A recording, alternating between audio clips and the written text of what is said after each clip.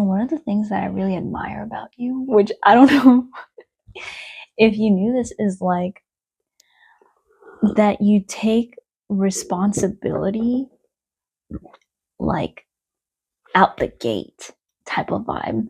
Like, it took me a while to cultivate this after being around you. And sometimes it's not the first thing I go to because of conditioning, but I'm trying to get there.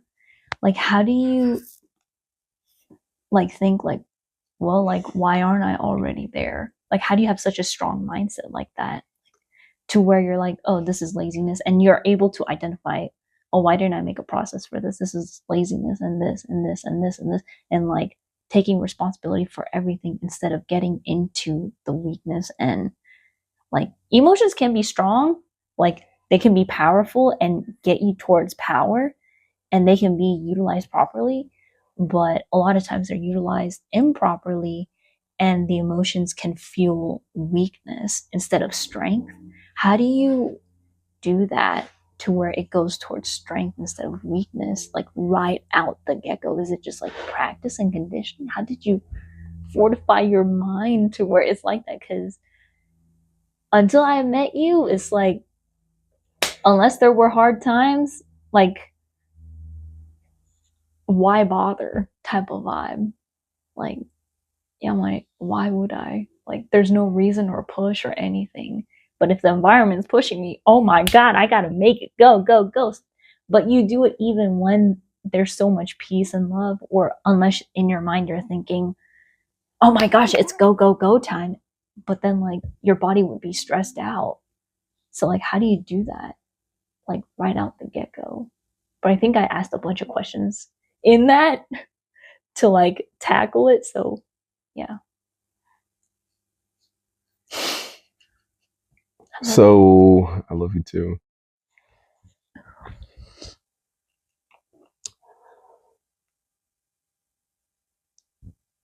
The only route of effectiveness is application. So if to not apply would be stagnation. So it's not even taking responsibility. It's just, that's the mode, the modality of a result. That's the only way. So like, who else could take action or apply but the consciousness, like the consciousness itself? Nothing. So it's not even responsibility. It's not even being strong. It's just the operation of what life is application. That's the only way anything happens. Even your phone has apps, because this is a phone without apps is nothing. You even have a little app button for dialing to call somebody. It's applications, apps. So to move forward, progress, or have any sort of outcome or result is preceded by the application of whatever your thoughts are at that time of the most suitable way to arrive there.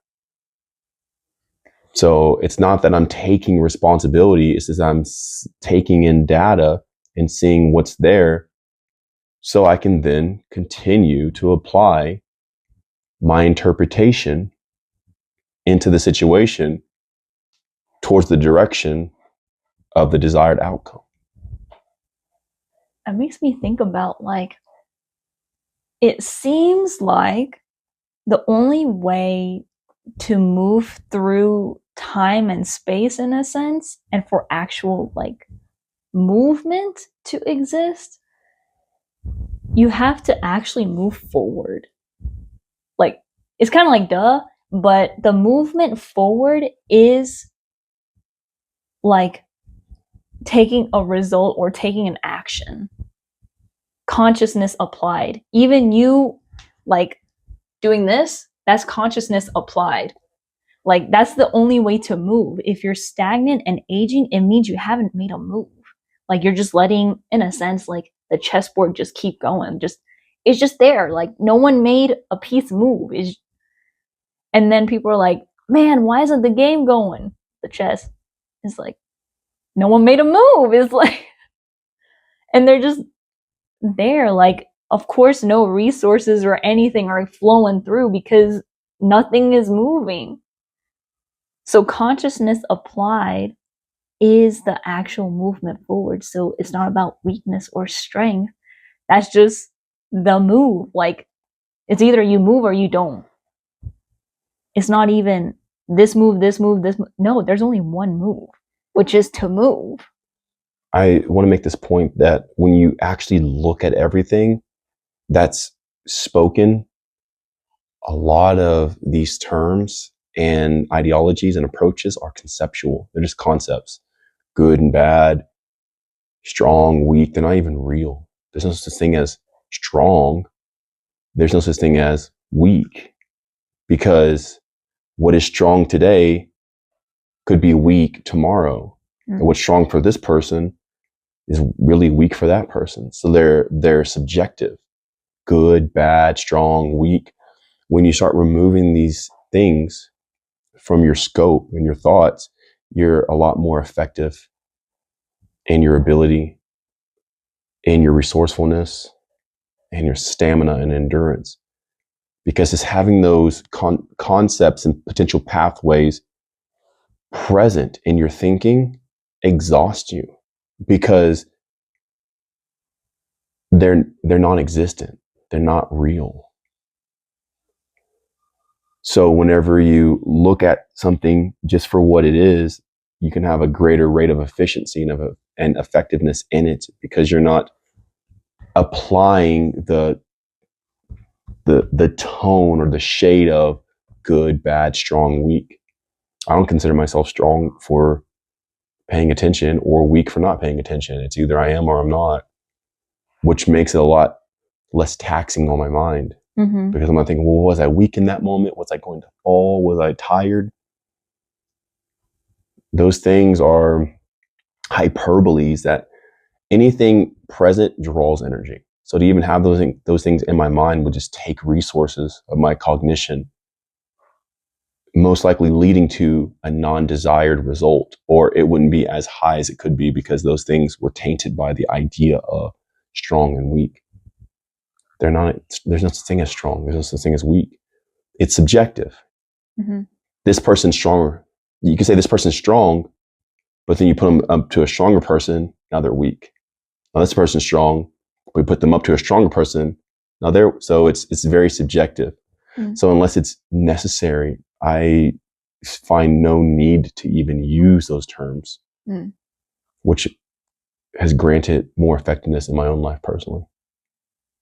That's great. It's like subjectiveness is not absolute, and subjectiveness, having that is kind of like putting yourself under something as a subject.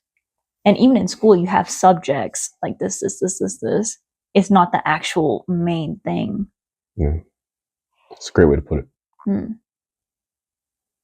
Man, you put it great. It's like, it is what it is. It is or it isn't. Yeah. And then what are you subjecting yourself to? Stop. Just, is it this or not? Yes or no? Now, of course, there's factors, and everything goes infinitely inward and infinitely outward, like we've discussed before, like in the Discord and stuff like that. But nonetheless, it's 0, 1, A, B. Mm-hmm. This, that. Sometimes it's this, sometimes it's that. Sometimes that in this situation will be this in another situation. So just pay attention, second by second, moment by moment. But a person needs the cognitive resources to be able to do that. So if a person isn't to the brim of their energetic capacity, they won't have the mental fortitude to be able to even intelligently interpret what's going on in their reality. So they'll become blunted in their cognition, in their awareness, and they'll allow a lot of stuff to pass them by. So you have to operate at a rate of sustainability, or you'll be burned out. You'll be mentally fried. How do you, like, because as you explain that, like, it is or it isn't, it's not stronger or weaker, this, that, after you explain that, I could feel the mental load off of my head. Like, in real time, I'm like, oh, like, thank goodness I got a bunch of resources now. It's like I can keep this money, you know, like my mental money. Yeah. So it's like, how do you like know where you're doing like how do you like take it off immediately? Or is that not the thing to do? Like last time when we talked about, it's not about trying to do everything all at once right now, but how do I make sure that I'm in the is or is not simple mind in a sense? And how do I know if the is and is not is accurate or actual without going into mental masturbation type of vibe?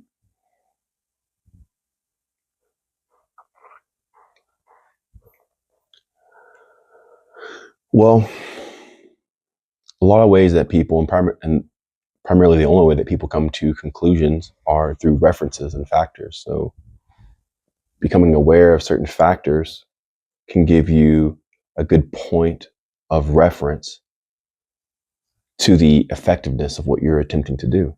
Mm-hmm.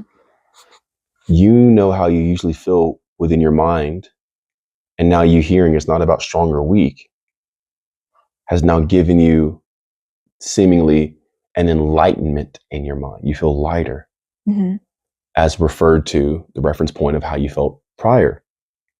So you have to take in consideration as many factors and reference points as possible to come to a justifiable conclusion within your own mind of what path you're going down, and is this actually affecting me or not. So you have to start taking in as many reference points as possible throughout your life. And it takes time to accumulate it, but accumulate it at a rate that's sustainable, that you know yourself. If you start getting exhausted, it's okay to take a break. You don't have to go in all at once and do it.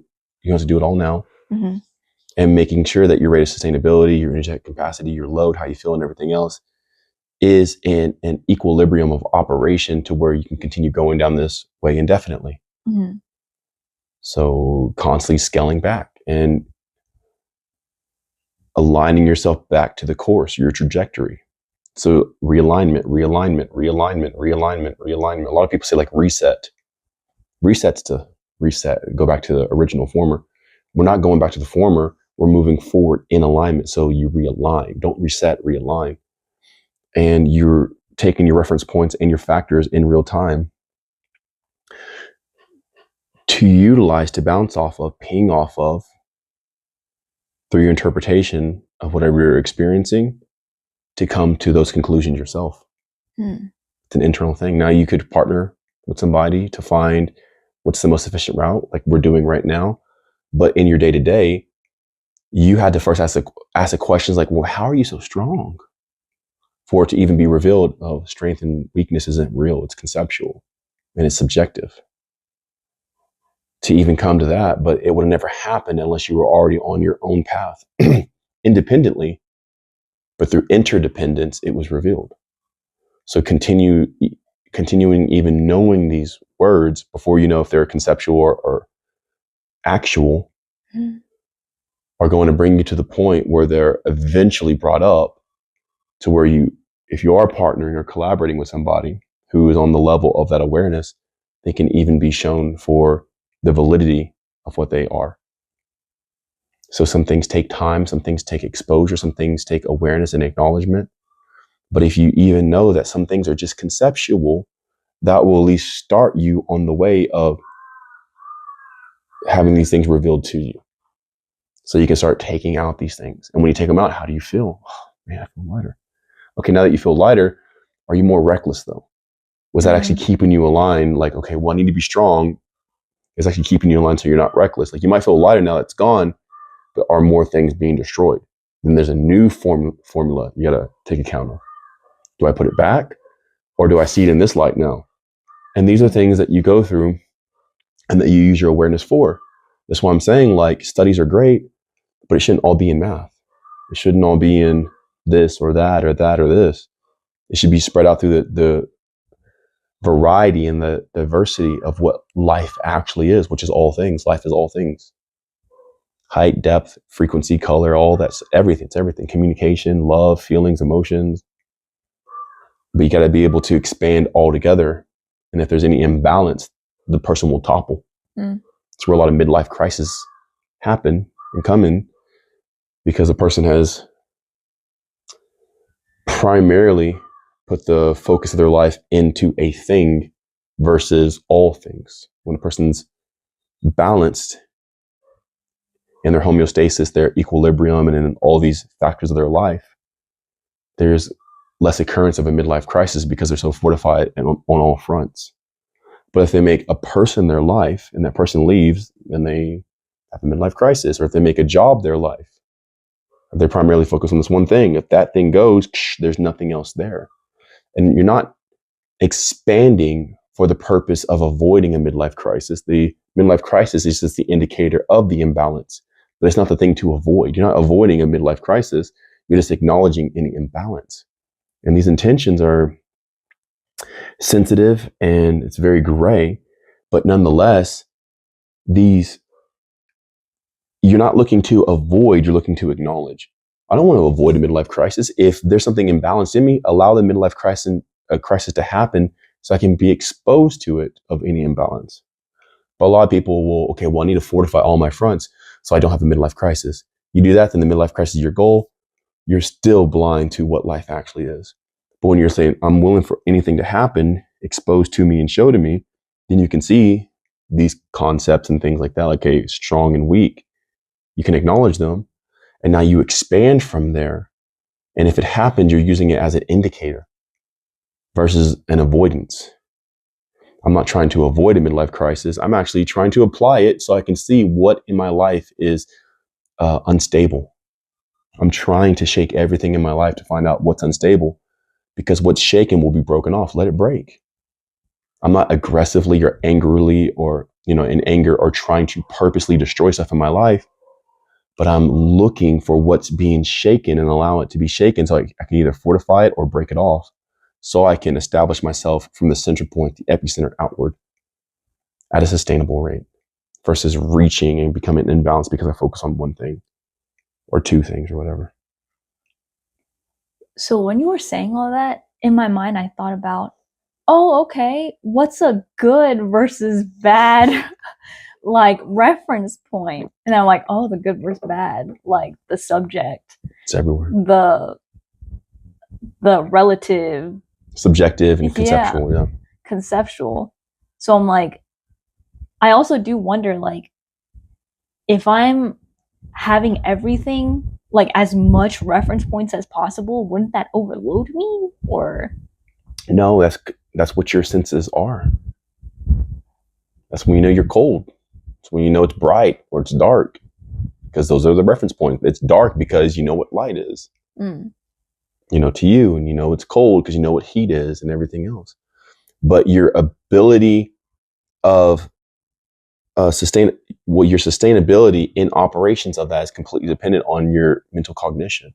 A baby would be overly stimulated, so they would cry. But as you grow into adulthood, you should fortify yourself to be able to receive all these indicators simultaneously to where you're not overstimulated. And if you are, mark that down as your point, go and fortify yourself and then inch your way towards it in growth. So what would be a way to fortify myself? And also, what I mean by what I just said is talking about, if in my mind I'm thinking about electricity, then I go straight into electrical mechanics and I just go and then I'm just kind of in that vortex. But also, you were bringing up a good point about we're taking in senses. So is it exposed to our senses and focusing on that, or me focusing on electromagnetism or whatever, that's technically a subject in school or whatever. So technically, is that me getting into subjectivity because that is literally a subject?